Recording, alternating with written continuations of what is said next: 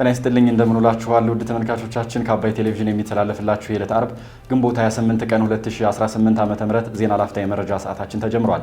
በትግራይ ክልል በከተሞችና በገጠሮች ቦታ ሳይመርጥ ከባድ አፈናና እደና እየተካሄደ ነው ሲል ሳልሳይ ወያኔ ትግራይ ፓርቲ ማስታወቁን የቀድሞ የአዲስ አበባ ከተማ ከንቲባ አምባሳደር አሊ አብዶ ከዚህ ዓለም በሞት መለየታቸውን አሜሪካና የአፍሪካ ህብረት በሶማሊያ ዋና ከተማ ሞቃዲሾ እየተባባሰ የመጣውን የጸጥታ ሁኔታና እየተፈጸሙ ያሉ ጥቃቶችን በጽኑ ማውገዛቸውን ጨምሮ ሌሎች መረጃዎችን ይዘንላችሁ ቀርበናል። ዜናዎቹን እየመራሁ ደግሞ ቴዎድሮስ አይቸው ከእናንተ ጋር ቆይታ አደርጋለሁ።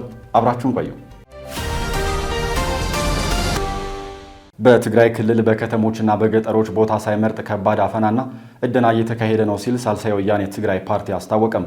በትግራይ ክልል ከባድ የጦርነት አደጋ ተጋርጧል ሲል መሰረቱን በትግራይ ክልል ያደረገው ሳልሳይ ወያኔ ትግራይ ፓርቲ አስጠንቅቋል። ፓርቲው በወቅታዊ ጉዳይ ዙሪያ በሊቀመንበሩ ክንፈ ሀዱሽ በኩል ለመገናኛ ብዙሃን በሰጠው መግለጫ በክልሉ ወጣቶች ይታፈናሉ፣ ይታደናሉ በማለት ስላለው ሁኔታ አብራርቷል። የትግራይ ወጣቶች በገጠር፣ በከተማ፣ በስራ ቦታ በተለይም ደግሞ የወርቅ ቁፋሮ በሚካሄዱባቸው ቦታዎች በጸሎትና ስፍራዎች ጨምሮ በከፍተኛ ሁኔታ ይታደኑ ነው ሲልም አክሏል።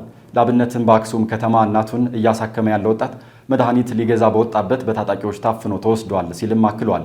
በመሆኑም በትግራይ ክልል ያለውን ሁኔታ ወጣቶች እየታፈሱ ነው ብሎ ብቻ ማለፍ አይቻልም ያለው ሳልሳይ ወያኔ ትግራይ ወላጆች ልጆቻችሁን አምጡ ተብለው ይታሰራሉ፣ ይደበደባሉ ብሏል። የትግራይ ጉዳይ አንድ ኃይል በጉልበት ስልጣን ስለያዘ በጉልበት አይፈታም ያለው ፓርቲው የክልሉ ጉዳይ የሚፈታው ሁሉም ሀሳብ አለን ያሉ የትግራይ የፖለቲካ ኃይሎች ወደ ጠረጴዛ መጥተው በሚያደርጉት ውይይት ነው ብሏል።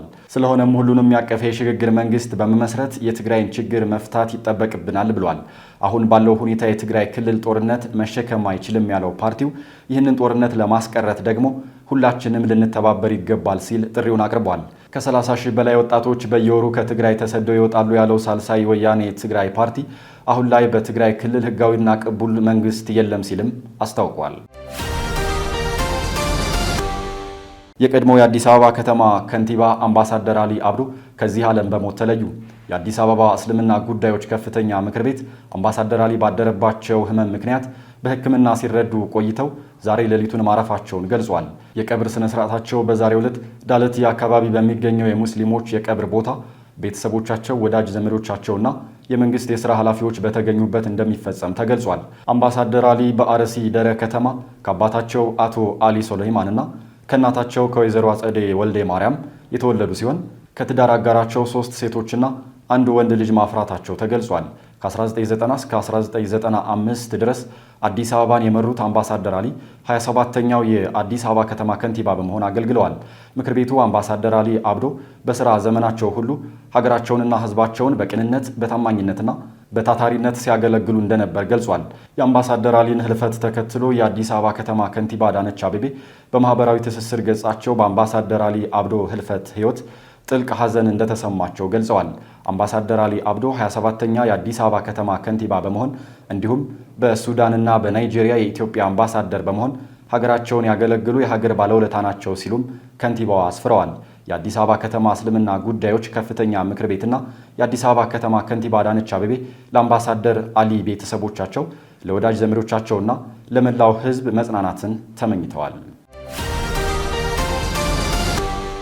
የኢትዮጵያ ንግድ ባንክና የኢትዮጵያ አየር መንገድ አዲስ የቪዛ ዓለም አቀፍ የክፍያ ካርድ ይፋ አደረጉ። ትናንት ግንቦት 27 ቀን 2018 ዓ.ም በስካይላይት ሆቴል በተዘጋጀው መርሃ ግብር የኢትዮጵያ ንግድ ባንክና የኢትዮጵያ አየር መንገድ ከቪዛ ኩባንያ ጋር በመተባበር ይፋ ያደረጉት የክፍያ ካርድ ደንበኞች በውጭ ሀገር ቆይታቸው በቀላሉ ክፍያ እንዲፈጽሙ የሚያስችል መሆኑ ተገልጿል። የኢትዮጵያ አየር መንገድ የሸባ ማይልስ አባላት የሆኑ ደንበኞች በሚደርሱበት ማንኛውም የዓለም መዳረሻ ካርዱን በሽያጭ መፈጸሚያ ማሽን ወይም በኦንላይን ግብይት በሚጠቀሙበት ጊዜ ተጨማሪ የጉዞ ማይል ሽልማት እንደሚያስገኝላቸው ሁለቱ ተቋማት አስታውቀዋል። በመርሃ ግብሩ ላይ ንግግር ያደረጉት የኢትዮጵያ ንግድ ባንክ የኮርፖሬት አገልግሎት ኤክስኪዩቲቭ ምክትል ፕሬዝዳንት አቶ ኤፍሬም መኩሪያም ባንኩ አዳዲስ የዲጂታል አገልግሎቶችን በማቅረብና በማስተዋወቅ የደንበኞቹን ፍላጎት ለማሟላት ጠንክሮ እየሰራ ነው ብለዋል። አቶ ኤፍሬም መኩሪያ አክለውም ይህ በይፋ የተጀመረው ዓለም አቀፍ የቪዛ ካርድ አገልግሎት የባንካችንና የኢትዮጵያ አየር መንገድ ግሩፕ አብሮ የማደግ ፍላጎት አንድ ማረጋገጫ ነው ሲሉም ተናግረዋል። ዛሬ በዚህ አዳራሽ መሰብሰባችን አዲስ አገልግሎት ለማስተዋወቅ ብቻ ሳይሆን አገልግሎታችን ወደ ከፍተኛ ለማሸጋገርና ጠንካራ አገርነታችንን ለማሳየት እንደዚሁም ደግሞ ትብብራችንን የበለጠ ወደ ተሻለ ደረጃ ለማድረስ ነው። አዳዲስ ዲጂታል አገልግሎቶችን ተደራሽ ማድረግና ማስተዋወቅ የደንበኞቻችንን ፍላጎቶች ለማሟላትና ዋነኛ መሰረት እንዲሆን መገንዘብ ብዙ ጊዜ የሚጠይቅ አይደለም። ይህ አዲስ የቪዛ ካርድ አገልግሎት ለሼባ ማይልስ አባላት ፈጣንና ቀላል የካርድ አገልግሎት ከማቅረብም በላይ ሌሎች ጥቅሞችንም አካቷል። ከጥቅሞቹም ውስጥ ደንበኞቻችን በውጭ ሀገር ሲጓዙ የባንካችን ቪዛ ካርድ ተጠቅመው የኢኮሜርስ ግብይቶችን በቀላሉ ያከናውናሉ። የፖስ ማሽኖችን ወይም በተለያየ ተቋማት፣ በተለያየ የንግድ ማዕከላት፣ በተለያየ ሀገራት የሚገኙ የመክፈያ ማሽኖችን በመጠቀም በቀላሉ እንዲገበያዩ ያስችላል። ዘመኑ ይህንን እንድናደርግ ስለሚገደን ማለት ነው። ባንካችን ከአየር መንገዳችን ጋር ባለው አጋርነትና ስምምነት መሰረት ደንበኞቻችንን እንደ ግብይት መጠናቸው በየደረጃው ያሉ የሼባ ማይልስ የጉዞ የሻንጣና ሌሎች መሰል ሽልማቶችና ጥቅሞችን እንዲያገኙ ያስችላቸዋል። የኢትዮጵያ አየር መንገድ ግሩፕ የንግድ ዘርፍ ዋና ስራ አስፈጻሚ አቶ ለማ ያዴቻ በበኩላቸው አዲስ የተጀመረው የቪዛ ካርድ አገልግሎት ለሼባ ማይልስ አባላት ደንበኞች ዓለም አቀፍ የክፍያ አገልግሎቶችን በመስጠት ተጨማሪ ጥቅሞችን እንደሚያስገኝ ተናግረዋል። አቶ ለማ ያዴቻ አክለውም የሀገር ኩራት የሆኑት ሁለቱ ተቋማት የሚያደርጉት ትብብር የደንበኞችን ፍላጎት የሚያሟላና የስራውን ጥራት ወደ ከፍተኛ ደረጃ የሚያሸጋግር መሆኑን ተናግረዋል። ብሔራዊ ኩራታችን በሆነው የኢትዮጵያ አየር መንገድና በኢትዮጵያ ትልቁና ታሪካዊ በሆነው የኢትዮጵያ ንግድ ባንክ እንዲሁም በዲጂታል ክፍያዎች ዓለም አቀፍ የበሪነቱን ደረጃ በያዘው ቪዛ የክፍያ አገልግሎት መካከል በጋራ ለመስራት የሚያስችለንን የመግባቢያ ስምምነት ለመፈራረም በመብቃታችን እንኳን ደስ አለን፣ እንኳን ደስ አላችሁ ለማለት እወዳለሁኝ። የኢትዮጵያ አየር መንገድ ለደንበኞቹ ቀልጣፋ አገልግሎት መስጠት ትኩረት ሰጥቶ ከሚሰራባቸው አንኳር ጉዳዮች መካከል አንዱ ነው። ለዚህም የደንበኞችን የዕለት ተዕለት የኑሮ ሂደቶችን ጭምር ባማከለ መልኩ የአገልግሎት አሰጣጣችንን በማዘመን ላይ እንገኛለን። በዚሁ መሰረት በዛሬው ዕለት በዚህ የጋራ ብራንድ ባለው ዓለም አቀፍ ካርድ አማካኝነት ለሼባ ማይልስ ደንበኞቻችን በውጪና በጉዞ መካከል እንከን የለሽ ድልድይ መፍጠር ችለናል። ከዛሬዋ ዕለት ጀምሮ የሼባ ማይልስ ደንበኞቻችን የሚያካሂዱት እያንዳንዱ ግብይት ወደሚቀጥለው የጉዞ መዳረሻቸው ያቀርባቸዋል። የዚህ ፕሮግራም ዋነኛ ዓላማ የካርዱ ባለቤቶች ካርዱን በመጠቀም ለሚያደርጉት የዓለም አቀፍ ግብይቶች በምላሹ የሼባ ማይልስ ማይል ማግኘት መቻላቸው ሲሆን ይህ ማለት የሼባ ማይልስ አባል የሆኑ ደንበኞች በውጭ ሀገር በሚያደርጉት እያንዳንዱ ግብይቶች ማይል በፍጥነት በማጠራቀም የወደፊት የጉዞ እድሎችን በቀላሉ ለመፍጠር ያስችላቸዋል። ይህ አጋርነት አብሮ የመስራት በጎ ገጽታና ጥንካሬን በሰፊው ያሳየ ነው። ካርዱ የዕለት ተዕለት ግብይቶችን ከማቃለሉ ባሻገር ለአጠቃቀም እጅግ ቀላልና አስተማማኝ የደህንነት ጥበቃ ስርዓት ያለው መሆኑም ተገልጿል። አሜሪካና የአፍሪካ ህብረት በሶማሊያ ዋና ከተማ ሞቃዲሾ እየተባባሰ የመጣውን የጸጥታ ሁኔታና እየተፈጸሙ ያሉ ጥቃቶችን በጽኑ አወገዙ። በሶማሊያ ዋና ከተማ ሞቃዲሾ በፕሬዝዳንት ሐሰን ሼክ መሐመድ የስልጣን ዘመን ማራዘም ውሳኔ ምክንያት በመንግስት ጦርና ከተቃዋሚዎች ጋር በተሰለፉ ኃይሎች መካከል የተኩስ ልውውጥና ከባድ ውጊያ በመቀስቀሱ ምክንያት በርካታ ንጹሃን ዜጎች ህይወታቸውን ለማዳን ከቤት ንብረታቸው ለቀው በመሰደድ ላይ መሆናቸው እየተገለጸ ነው። ግጭቱ ከጀመረበት ወቅት አንስቶ እየተስፋፋ ሲሆን በዋና ከተማዋ የንግድ ማዕከል በሆነው በባካራ ገበያና በተለያዩ መኖሪያ መንደሮች ውስጥ ጭምር እየተካሄደ ነው። ይህን ተከትሎ ታዲያ አሜሪካና የአፍሪካ ህብረት በሶማሊያ ዋና ከተማ ሞቃዲሾ እየተባባሰ የመጣውን የጸጥታ ሁኔታና እየተፈጸሙ ያሉ ጥቃቶችን በጽኑ አውግዘዋል። በሞቃዲሾ የሚገኘው የዩናይትድ ስቴትስ ኤምባሲ ትናንት ጠዋት በኤክስ ገጹ ላይ ባወጣው መግለጫም በሞቃዲሾ እየታየ ያለው የጸጥታ ግዴለሽነት ነው ብሏል። በሁሉም ወገን ያሉ የሶማሊያ መሪዎች መረጋጋትን የመጠበቅና ልዩነቶችን በሰላማዊ መንገድ የመፍታት ኃላፊነት አለባቸው ብሏል። አክሎም በሚቀጥሉት ሰዓትና ቀናት ውስጥ የሚወሰዱ እርምጃዎች ለሶማሊያ ደህንነት፣ አንድነትና የወደፊት ዕጣ ፈንታ ዘላቂ መዘዝ ሊሆን እንደሚችልም ገልጿል። በተመሳሳይ የአፍሪካ ህብረት ባወጣው መግለጫ በግጭቱ ላይ የተሳተፉ ሁሉም ወገኖች የመንግስት የጸጥታ አካላትና የተቃዋሚ ታጣቂዎች አስቸኳይና ያለምንም ቅድመ ሁኔታ የተኩስ አቁም ላይ እንዲደርሱም ጥሪውን አቅርቧል። ህብረቱ በግጭቱ ምክንያት የንጹሃን ዜጎች ህይወት መጥፋት፣ መፈናቀልና የመሰረተ ልማት ውድመት እንዳባባሰው በመግለጽ የንጹሃንን ደህንነት መጠበቅ የሁለቱም ወገን የቀዳሚ ግዴታ መሆኑን አስገንዝቧል። ህብረቱ አክሎ ማንኛውም አይነት የፖለቲካ ልዩነቶች በኃይል ሳይሆን በአካታችነትና ሰላማዊ ውይይቶች ብቻ መፈታት እንዳለባቸውና ፖለቲካዊ ትርፍ ለማግኘት የሚደረግ የኃይል እርምጃ ተቀባይነት እንደሌለው ገልጿል። የአፍሪካ ህብረት በሶማሊያ የጀመረውን የሰላም ማስከበር ሚና አጠናክሮ እንደሚቀጥል በመግለጽ ሁኔታዎችን በቅርበት እየተከታተለ መሆኑንም ገልጿል።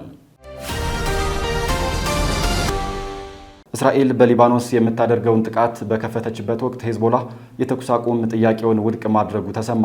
ሄዝቦላ በአሜሪካ አሸማጋይነት ሊባኖስና እስራኤል የደረሱበትን የተኩስ አቁም ስምምነት እንደማይቀበለው አስታውቋል። ሄዝቦላ ባወጣው መግለጫ ላይ ድርድሮች ለሊባኖስ አሳፋሪና ውጤት አልባ ሆነዋል ብሏል። ይህ በእንዲህ ያለ እስራኤል ጋዛ ሰርጥ ውስጥ ፈጸምኩት ባለችው ጥቃት በርካታ የሐማስ የደህንነት ባለስልጣናት መግደሏን አስታውቃለች። ዝርዝሩን ዞሮፋይል ሀብታሙ እንደሚከተል ያቀርበዋል። አብራችሁን ቆዩ። እስራኤል በሊባኖስ የምታደርገውን ጥቃት በገፋችበት ወቅት ሂዝቦላ የተኩስ አቁም ጥያቄውን ውድቅ ማድረጉ ተሰማ። በሊባኖስና በእስራኤል ባለስልጣናት መካከል በአሜሪካ አሸማጋይነት አዲስ የተኩስ አቁም ስምምነት መደረጉ ቢታወቅም እስራኤል በመላው ሊባኖስ የምታደርገውን ገዳይ ጥቃት ቀጥላበታለች። እንደ ኢትዮጵያን አቆጣጠር ባለፈው መጋቢት 2 ቀን ጀምሮ እስራኤል በሊባኖስ ላይ በፈጸመችው ጥቃት እስካሁን ቢያንስ 3526 ሰዎች ሲገደሉ 10733 የሚሆኑት ደግሞ መቁሰላቸውን የአገሪቱ የጤና ሚኒስትር አስታውቋል። የሂዝቦላው መሪ ናኢም ቃሲም የተኩስ አቁም ስምምነቱ የቀልድ ድራማ ሲል ውድቅ ያደረጉ ሲሆን እስራኤል ሊባኖስን በቦምብ መደብደቧን እስከቀጠለችበት ድረስ የሰሜን እስራኤል አካባቢዎች ለታጣቂዎቻቸው ኢላማ ሆነው እንደሚቀጥሉ ማስጠንቅቀዋል። በሌላ በኩል የአሜሪካው ፕሬዝዳንት ዶናልድ ትራምፕ በኢራን ላይ ጦርነት የማወጅ ስልጣናቸውን ለመገደብ የቀረበውን የውሳኔ ሀሳብ ደግፈው ድምፅ በሰጡ ህግ አውጪዎችን ሀገር ወዳድ ያልሆኑ ሲሉ ኮንኗቸዋል። ፕሬዝዳንቱ አክሎም በአንድም ይሁን በሌላ መንገድ እናሸንፋለን፣ ማሸነፋችን በወታደራዊ ኃይል ወይም በስምምነት መሆኑ አይቀርም ብለዋል። የኢራን ሚዲያዎች እንደዘገቡት ከሆነ የኢራን እስላማዊ አብዮታዊ ዘብ ኃይል እስራኤል ከሊባኖስ ግዛት እስካልወጣች ድረስ በቀጠናው ምንም አይነት ሰላም አይኖርም ብለዋል። ተቋሙ አክሎም በቴህራንና በዋሽንግተን መካከል የሚደረግ ማንኛውም ስምምነት በሊባኖስ ያለውን ግጭት ማቆምን የሚያካትት መሆን እንዳለበትም ገልጿል። በሌላ በኩል እስራኤል ወታደሮቿን ከሊባኖስ እንደማታስወጣ ያሳወቀች ሲሆን ይህም የአሜሪካው ፕሬዝዳንት ዶናልድ ትራምፕን በሊባኖስ ያለውን ውጊያ ለማስቆምና ከቴህራን ጋር ሰላምን ለመፍጠር የሚያደርጉትን ጥረት አዳጋችም አድርጎታል። ኢራን ከዋሽንግተን ጋር ለሚደረገው ለማንኛውም የሰላም ስምምነት በሊባኖስ የተኩስ አቁም መደረጉ እንደ ቅድመ ሁኔታ ያስቀመጠ ሲሆን እስራኤል ጥቃቷን የምትቀጥል ከሆነ ግን በቀጥታ ጣልቃ ልትገባ እንደምትችል ፍንጭም ሰጥታለች። ሂዝቦላ ውጊያውን ለማቆም የተደረሰውን ረቂቅ ስምምነት ውድቅ ያደረገ ሲሆን ሂዝቦላ በድርድሩ ሂደት ውስጥ ተሳታፊ እንዳልነበረም ታውቋል። ከእስራኤልም ሆነ ከሊባኖስ መንግስት ለዚህ የተሰጠ ምላሽም ሆነ አስተያየትም የለም። በዋሽንግተን በኩል ፕሬዝዳንት ትራምፕ ለጋዜጠኞች በሰጡት መግለጫ በሊባኖስ ረገድ መሻሻሎች እየታዩ መሆኑን እንደሚያምኑና ሀገሪቱ ሰላም ሊኖራት እንደሚገባ በመግለጽም ነገሩ ለረጅም ጊዜ ሲቀጥል መቆየቱን ታውቃላችሁም ብለዋል። ይሁን እንጂ እስራኤል በደቡባዊ ሊባኖስ የምታደርገውን ጥቃት የቀጠለች ሲሆን የመከላከያ ሚኒስትሯ እስራኤል ካትዝ እንደገለጹት ከሆነ ኃይሎቻቸው ከሀገሪቱ አይወጡም ወይም ወታደራዊ ዘመቻቸው አያቆምም ሲሉም ገልጸዋል። እስራኤል ከኢራን ጦርነት ጋር በተጓዳኝ ባለፈው መጋቢት ወር ላይ ሊባኖስን መውረራም ይታወሳል። እንደ ኢሮፓውያን አቆጣጠር በ1982 ሂዝቦላን የመሰረተው የኢራን አብዮታዊ ዘብ ኃይል አዛዥ በበኩላቸው እስራኤል ቢያንስ ጦርነቱ ከመጀመሩ በፊት ወደ ነበረችበት ይዞታ ማፈግፈግ አለባትም ሲሉም ገልጸዋል። በትራምፕ አነጋገር ይበልጥ መጠነኛ በሆነ መልኩ መተኮስን እንጂ ሙሉ በሙሉ ውጊያን ማቆምን ያላካተቱ በአሜሪካ የተዘጋጁ የተኩስ አቁም ሙከራዎች ቢኖርም በዚህ ሳምንት የሊባኖስ፣ የጋዛ፣ የሰሜን እስራኤልና የኩዌት ነዋሪዎች በሙሉ ለጥቃትም ተጋልጠዋል። ይህ በእንዲህ እንዳለ የእስራኤል ጦርና የሀገር ውስጥ ደህንነት ተቋም በጋዛ ሰርጥ ውስጥ ሌሊቱን በተካሄዱ ዘመቻዎች የሐማስ ጠቅላላ የደህንነት አገልግሎት የሚባለውን ኃይል በርካታ ከፍተኛ አመራሮች መግደላቸውን አስታውቀዋል። የጋዛ ጠቅላላ ደህንነት አገልግሎት የሚባለው ኃይል በሐማስ ውስጥ ያለ ሚስጥራዊ ቡድን ሲሆን ኃላፊነቱም የሐማስ መሪዎችን መጠበቅና ድጋፍ መስጠት መሆኑን እስራኤልም ገልጻለች። ከእስራኤል ጦርና ከደህንነት መስሪያ ቤቱ የወጣው መግለጫ እንደሚያመላክተው የጠቅላላ ደህንነት ቡድኑ ምክትል አዛዥ በተፈጸሙ ጥቃቶችም ተገድሏል። በተጨማሪም ሌሎች 3 ባለስልጣናትን በጥቃቱም ተገድሏል። ይህ ዜና እስከተጠናከረበት ሰዓት ድረስ ሐማስ አመራሮቹ ስለመገደላቸው እስካሁን ማረጋገጫም ሆነ ማስተባበያም አልሰጠም። ከአባይ ቴሌቪዥን ሲተላለፍላችሁ የነበረው የዕለቱ የዜና ላፍታ የመረጃ ሰዓታችን ይህንን ይመስል ነበር። አብራችሁን ስለነበራችሁ እናመሰግናለን። በያላችሁበት መልካም ቀን።